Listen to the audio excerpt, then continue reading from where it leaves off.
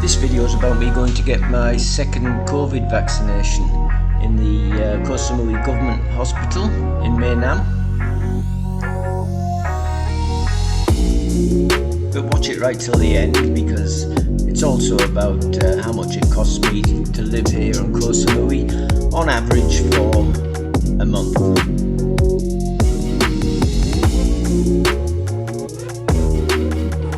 Buddy cab, Jed here from Retiring Disgracefully. This morning I'm going to go get my second vaccine, my second Pfizer vaccine, which should make me be able to be legally go anywhere in Thailand. This is a good feeling, because I'm hoping when November 1st comes, the country's opening up again, that not long after that, maybe in the next month or so, I should be able to do my big trip around Thailand if all goes to plan with COVID and what the government is hoping for. I just heard that even though Thailand's opening up on the 1st of November, the bars and a lot of the places, especially in places like Bangkok and the red zones, won't be opening. Here in Koh Samui they still aren't open, only those in green zones, and it's very confusing. You know, you go out and there's about 3 or 4 bars open, and there seems to be the big ones. I heard yesterday also that the Arc Bar, which is probably the biggest bar in Koh Samui, in Chaweng, has been allowed to open up. But I really don't understand it. It's some bars can open, some can't. And I don't understand how you can't catch COVID in the Arc Bar or in Cocktail by Pix, but you can catch it in a small bar. So they're not allowing the small bars to open, the ones that, are owned by not by companies but by individual Thai people. So that's a bit confusing. There's been a curfew as well for the last few months from 11 p.m. until 4 a.m. in the morning, unless you have to be outside for work reasons or health reasons. You were told to stay home. The police would pull you up if you were on the road. But from the 1st of November, that's stopping. So that's another step in the right direction. Hopefully it won't be too long before they lift other restrictions on bars and restaurants and stop this silliness with the green zones and red zones in the same town. But I'm not sure when that's going to be. So if you are coming here for a holiday, at the moment don't expect for it to be like it was before, with lots of bars and restaurants and all open and walking down the street and being able to go into different places. That's not going to happen in the near future, and I'm pretty sure it won't happen for quite a while, because a lot of people have packed up their businesses and they've gone. There's a lot of empty places and a lot of abandoned places, so it will take a long time before it's going to get back to any kind of normality here in Thailand.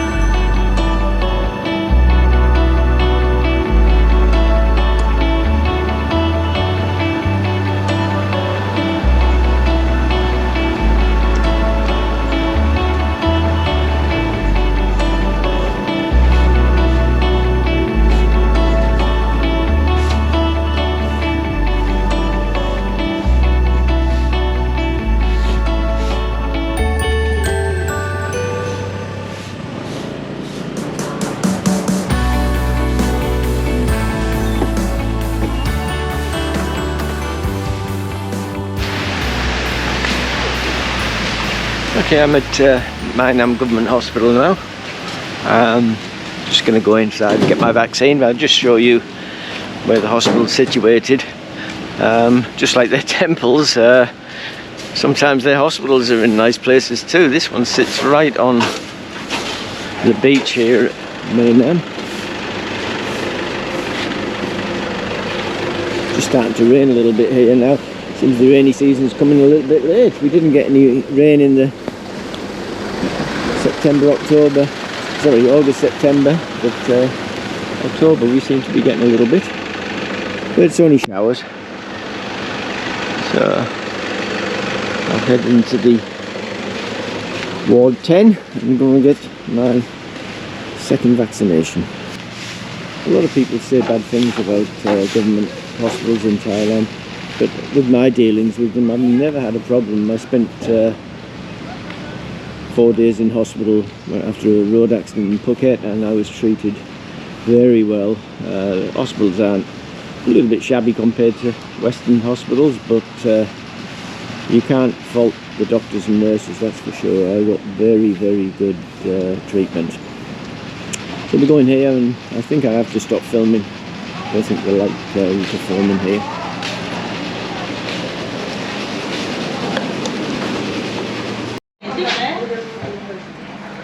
So I'm all checked in. Just got to wait here at number 2 till 8 o'clock.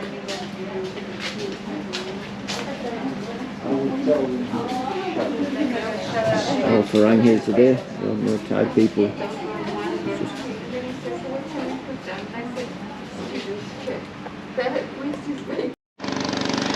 Okay, I've just had my second vaccine. That was painless enough. Very good. I didn't feel a thing. So that's it, I'm finished now. I'm not sure if I have to get a booster, but what I've been told that for certification, to get a certificate to prove that I've had the vaccine, double dose, I have to go back in 2 weeks' time, and they'll have it all ready for me then. I think we get a little card. I think it's what we get with all the details of the vaccination and dates and what have you. I'll just give you a little update now on what's happening on the 1st of November, where they're opening up the country. There's a lot of discrepancy about what's going to happen.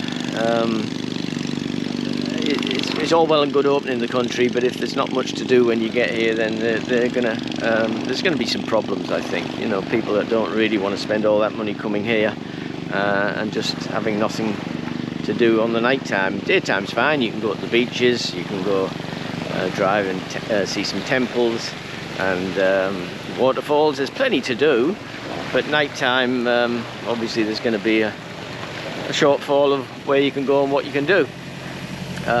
So I'll just read to you here. I always refer to the Thai Tiger when it comes to news, because they actually get it straight from the horse's mouth, and I also like to read it because then there's no confusion, like me saying something that you know, turns out not to be true. It's not me saying it, it's the government telling the country what their plans are, and this is Thai Tiger's take on it.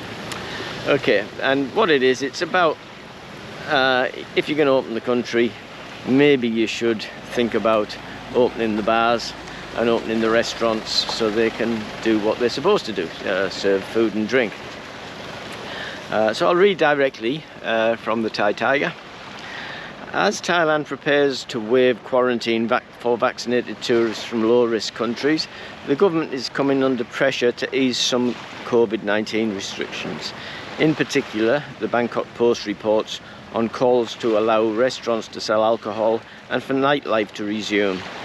Countless bars and clubs remain shuttered, with many operators questioning how Thailand reopening can succeed under such conditions, which is what I've been saying is, you know, you either open the country or you don't. You know, I can't see where you can open it, but we put so many restrictions on what you can do and where you can go for enjoyment. So it goes on to say, Thakson Tajit from the Thai Alcohol Beverage Business Association says Thailand's risks losing out to neighbours like Singapore and Vietnam, where the foreign tourists face no restrictions on the consumption of alcohol. Tanakon believes that the economy can bounce back if the ban on restaurants selling alcohol can be lifted in time for the country's grand reopening on the 1st of November. Meanwhile, Sangha Roang Wantanakal from the Koh Samui Business Association is also pushing for hotels and restaurants to be allowed to sell alcohol and calling for insurance requirements for holiday makers to be in line with other countries. So yes, I agree with that. The insurance they're asking is ridiculous amounts of money, and it's only going to put people off. They'll look for other venues like Vietnam, Singapore perhaps. We have to keep our competitiveness because the other countries want to draw foreign tourists in order to boost their economies faster. He adds that for restaurant operators in the Kho Samui area, 80% of their income comes from tourism, and for this reason it's vital to lift the ban on alcohol sales.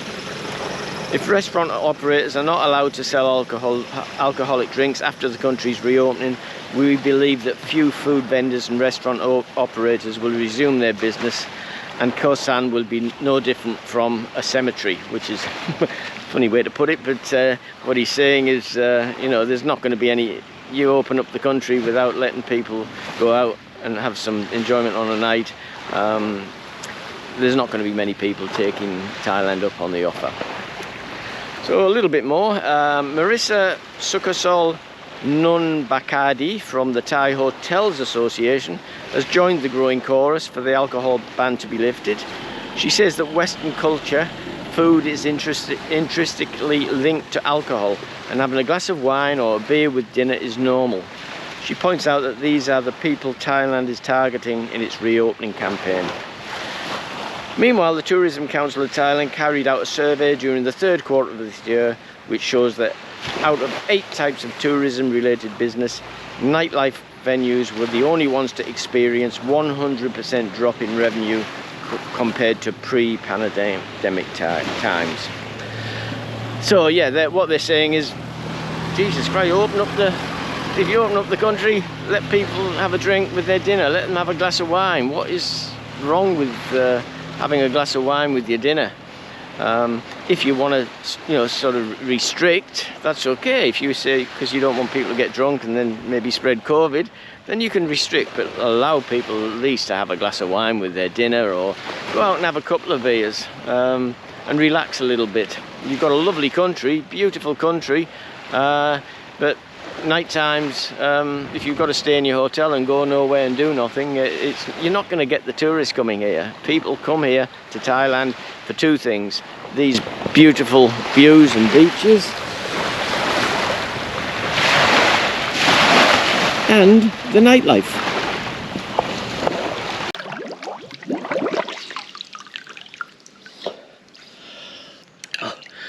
I'm back from the hospital with no after effects from the vaccination. I just thought I'd take a jump in the pool. It's very hot today here in Kho Samui. While I've got you here, I want to give you a bit of a rundown on what it costs me on an average month to live here on the lovely island of Koh Samui. Being an island, Samui is it's a little bit more expensive than most mainland towns, probably the exception being Bangkok. As usual, you know, your capital cities, your big cities are always going to be a lot more expensive than most other towns, but I would think places like Phuket and definitely Koh Samui is probably the second more expensive places after Bangkok to live. Obviously that's because of the logistics of getting things onto an island. You know, everything has to be trucked or flown onto the island, has to be brought by ferry or aeroplane. On an average month, I generally spend, probably the biggest outlay is my rent for this house. I've got a 1-bedroom, 1-bathroom, lounge, downstairs area with a nice undercover area for parking and for eating. It's a very nice place I'm renting. and the value is fantastic. It cost me only 10,000 baht a month to rent this house. I'll put that in pounds, US and AU dollars later on. But yeah, that's 10,000, and it's reduced because of COVID. A year ago, or 18 months ago, it would have been 20,000. When I was in Hua Hin, I was paying 15,000. So to be paying 10,000 is it's great. It really is. That's probably one of the good things about COVID when you're on a pension, is that rents have dropped by 50%. So that's your biggest outlay most of the time from your pension, is your rent. Then electric and water. Now, I haven't had a bill. I've only just moved in 3 weeks ago, so I haven't got my utilities bill yet, but I only pay 4 baht per unit, which is what the government charges, so I'm not expecting it to be much more than I paid in Hua Hin, which was around about 700 baht a month for both water and electric. I'm lucky here. I think I explained in another video that this swimming pool is connected to the main house where the lady who owns these buildings, she has 4 blocks and many houses around here, but the swimming pools are connected by electric to her bill, not mine, so I don't pay for the bill for the upkeep of the pool. And also someone comes once a week and cleans the pool and puts chemicals in, and that's at no cost to me either. So for the 10,000, that's more or less 10,700 is including my water and electric. On an average week, Noi and I, we go out probably 2 or 3 times a week to eat. So when she's either on her days off, we go out for a meal or we go out for some drinks. And maybe on one of her nights when she finishes work at 3, we sometimes go out. So on average 2 or 3 times a week. And it's very cheap. I only spend round about 700 baht for meals and drinks. Noi doesn't drink, so she only drinks soda water or shakes. But it's on average. I mean, it can go up to 1,000 or 1,200 baht if I splurge and go somewhere more expensive. But I would say on average it costs me about 700 baht each time I go out. So around about 2,000 baht a week, or about 8,000 baht a month I spend on entertainment. I suppose my next biggest outlay would be my mobile phone, which costs me 600 baht a month with True telephone company. It's called True, Thai company. My motorbike, I only fill up normally, unless I'm doing a lot of filming and driving around the island. Normally I fill that up about once a week. That costs me around about 80 to 100 baht each time. So let's say 100 baht. That's around about 400 baht a month for petrol for the motorbike. When it comes to shopping for food, supermarket shopping, I normally go to Tesco Lotus or Macro or Big C, which are the 3 main shopping centres here in Thailand. And I also shop a lot at markets, and I shop where Thai people shop, because obviously they're going to be a lot cheaper if you go to the little family stores, the little mom and pop shops. I normally go there when I want to buy a carton of beer or something, because they're a little bit cheaper than Tesco Lotus or Macro. So yeah, if you know where to shop, it can be a lot cheaper. Now on average I spend around about 1,000 baht a week shopping, 4,000 a month, and that's just the basic. I cook a lot at home. Being a chef, I can cook quite cheaply, and I know what to look for when I go out. When I go to the markets, I know what's fresh and what isn't fresh, and what's a bargain and what isn't a bargain. So, and I do look for bargains. Being on a pension, I suppose I have to, but I've always done that. I've always been frugal when it comes to money. I'm not mean by any standards. I spend far too much money sometimes on things, but I love finding bargains. So if I'm out shopping and I see something that's reduced by 50%, and I think, okay, well, I'll cook that for dinner tonight, I'll buy it, and I'll use that instead of what I had planned. So I'm very good when it comes to shopping for food. So on average, I say around about 1,000 baht a week or 4,000 baht a month for shopping. So 10,000 baht a month for rent, 4,000 for food shopping. Utilities cost me around about 700 baht a month. Phone 600 baht a month. Going out for dinner and for drinks, around about 8,000 a month. So on a normal month, when not going out so much, I spend about 24,000 baht. And as I said, that's not. I do have expensive months as well. When I want to go out, or I want to go to Koh Phangan for a weekend, or I want to travel somewhere, or I just feel like eating in a more expensive restaurant, yeah, I can spend more. But on average, on my average normal month of normal outgoings, it's around about 24,000 baht a month.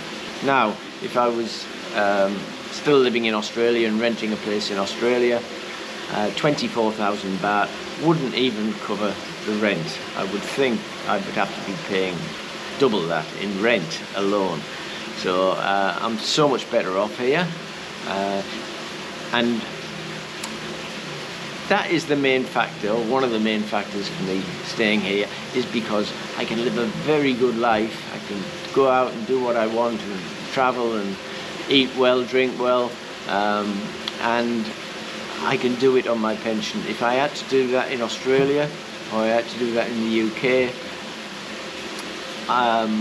I'd be staying home all the time and just paying the rent and the utilities and shopping cheaply to cook at homes, because I wouldn't be able to afford to eat out. Not just on the pension. Yes, I have some investments and I've got a little bit of money in the bank, so I could still do those things, but I would be digging into my savings. I would be selling my investments to subsidise my income. So yes, if you're thinking of coming to Thailand because your pension is you're struggling on your pension in whichever country you're in, it's not a bad move. Thailand's not for everyone, but for me, it ticks all the boxes. I suppose I'm quite lucky when it comes to me and Noi, our relationship. A lot of times I find that people I meet, the Farang I meet out and about, and also when I was doing research for my book on Thailand, a lot of them have Thai girlfriends, and very beautiful girlfriends at that. But a lot of them, they also pay for that on a monthly basis. The ladies don't work. They have families, perhaps back in their villages or towns, which the new boyfriend then has to help her with to pay for their family back in their villages. And that's a normal thing here in Thailand. Family is Thai people are very family orientated.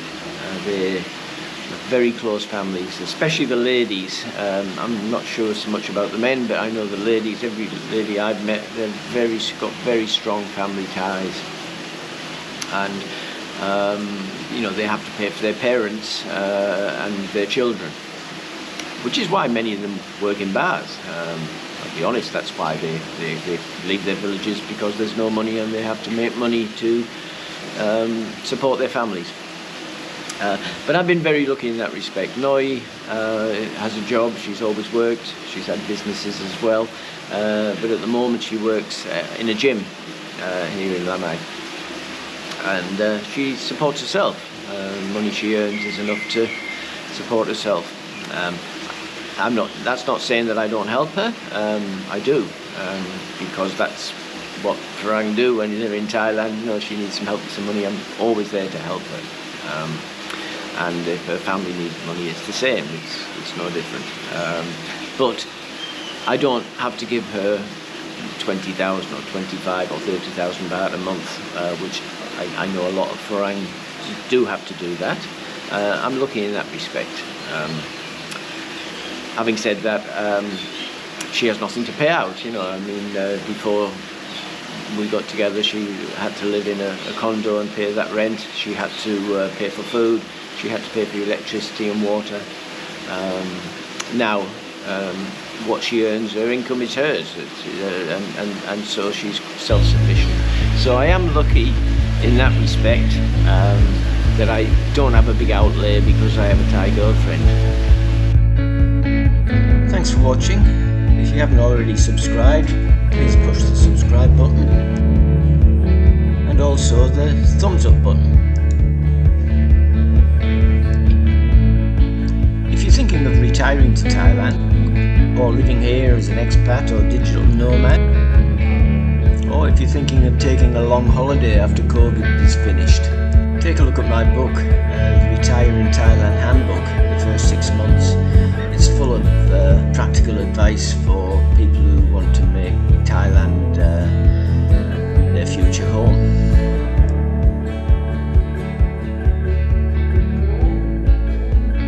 Thanks once again for watching, and I'll see you in the next video. Until then, stay safe, keep smiling.